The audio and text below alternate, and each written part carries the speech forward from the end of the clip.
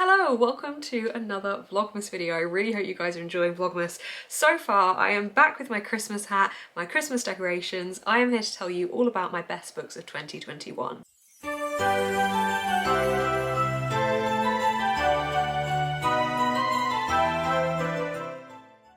I was very lucky to read some really great books this year. I have read, I think about 130 now, which is a lot.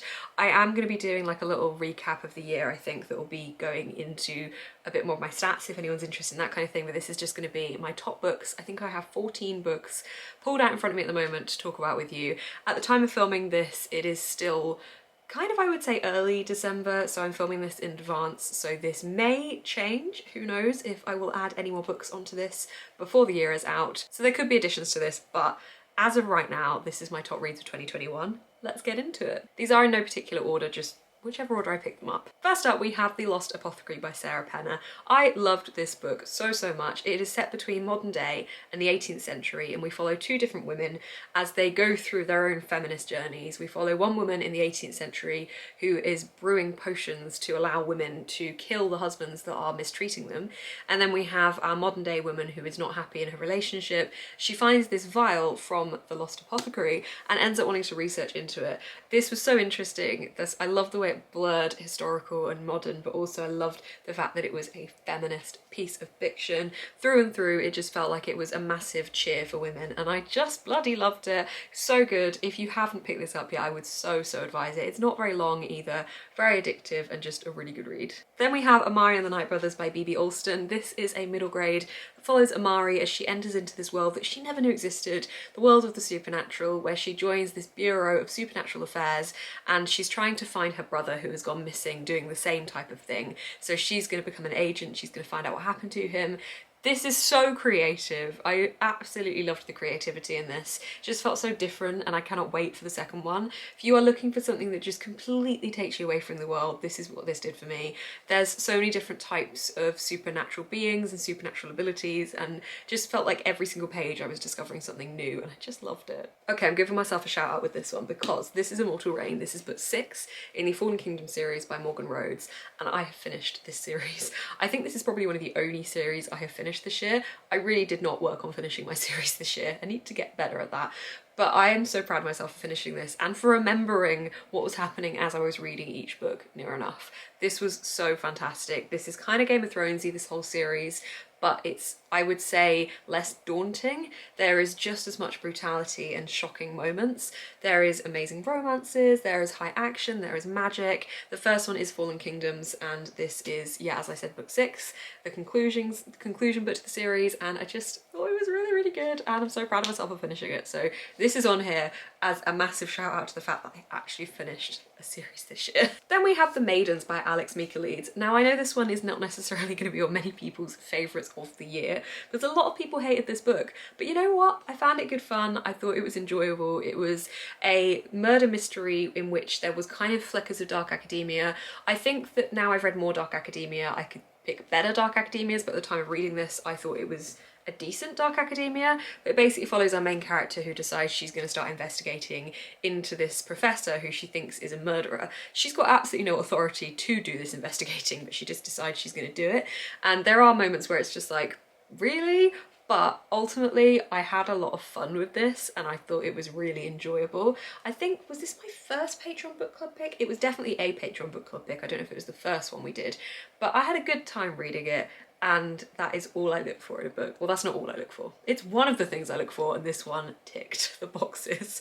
So yeah, I know a lot of people hated it, but I liked it, I tabbed it, it was good. Do you know what did it better though? If We're Villains by M.L. Rio. This is about a group of Shakespeare theatre students who are taking part in this very intensive part of their studies, and they get very swept up in it, and there is a death slash maybe a murder, and it's about covering that up and what's happening with the students and who's done what and who's feeling guilty at the same time as being in their final year of studies. There's a lot of passion, there's a lot of sexual energy, there's a lot of tension. It was just brilliant, a great dark academia. The settings were sublime, and just the way this author painted this world was brilliant. And I think this is possibly, looking at the piles I've got here, I think this could be one of my favourite books of the year. It's not like, I don't think I have a specific one that is my favourite, but I think this one is definitely up there as being definitely in the top list. Next up we have Once Upon a Broken Heart by Stephanie Garber. This is a new series slash new book within the Caraval world. This follows different characters, but we also have like a same character from that world. People are saying that you can read this without reading the Caraval books. However, I do think that if you read this without having read them, it will spoil the ending of the final Caraval book for you, finale. I just thought this was really great though. It was exactly what I wanted it to be. I feel Stephanie Garber does such a good job of writing accurately about heartbreak as well, and I always find some kind of relatable content within her books, and this one was no different. This is the absolutely stunning Fairy edition. Isn't that beautiful? I love it. The normal edition is a hardback blue, but I just think this is absolutely beautiful. Yeah, as always, Stephanie Garber creates such fantastical magic that is just absolutely glorious. Anything can happen, just feels truly magical. So yeah, had to put this one on this list. Then we have got a book I keep forgetting I actually read this year because it feels like I read it late last year, but this is Wonderland by Juno Dawson. This is a contemporary YA Alice in Wonderland retelling in which Wonderland is a party and our main character is going to this party to try and track down her friend Bunny, who she thinks is in some trouble.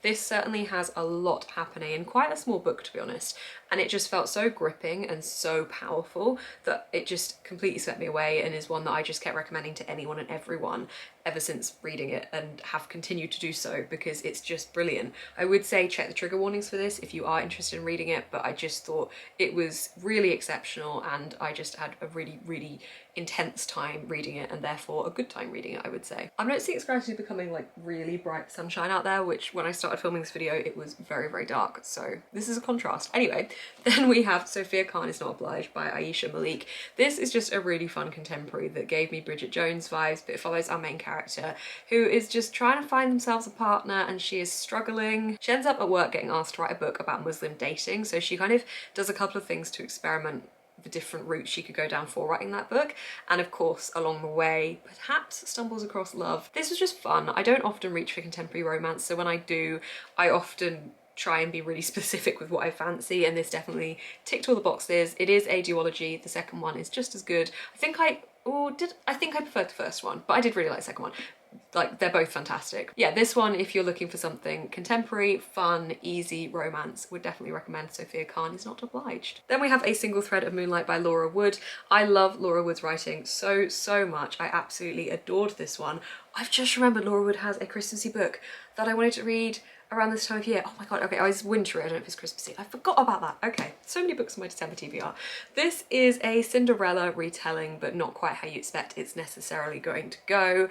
It's just so good. They always feel so wholesome and lovely, but also this really touched on the idea of memory and a past life and how we all go through changes, and I think for that reason it really stuck out as a highlight within Laura Wood's writing for me. So she does fantastic books generally, they're all brilliant, but I think this one is possibly a favourite. Then we have White Smoke by Tiffany D. Jackson, which terrified me. This one was the perfect October read.